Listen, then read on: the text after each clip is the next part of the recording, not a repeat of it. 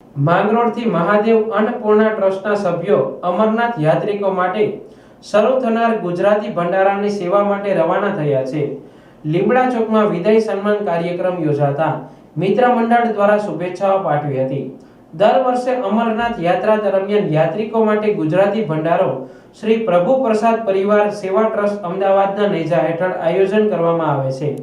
જે ભંડારામાં પોતાની સેવા આપવા માંગરોળથી મહાદેવ અન્નપૂર્ણા ટ્રસ્ટના 9 સભ્યો રવાના થતા લીમડા ચોકમાં પરિવારજનો સાથે વિવિધ સંગઠનોના આગેવાનો મિત્ર મંડળ દ્વારા તમામને મીઠાઈ ખવડાવી ફૂલહાર અને ખેસ પહેરાવી શુભેચ્છાઓ પાઠવી વિદાયમાન અપાયું હતું।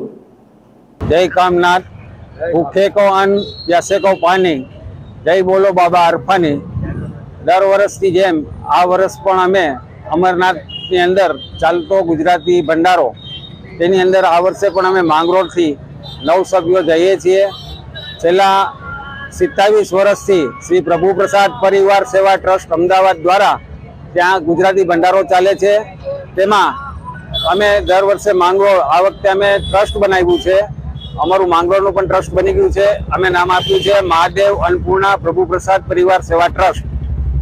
અમે આ વખતે પણ 100 ડબ્બા તેલ, 100 કટા ઘઉં, 100 કિલો ખાડલી, 100 કિલો ભાખરી અને 60 કિલો ચા માંગરોળ ટ્રસ્ટ તરફથી આટલું ત્યાં ડોનેટ કરી અને 15 દિવસ ત્યાં અમે સેવા આપવા દરેક મિત્રો જઈ રહ્યા છે।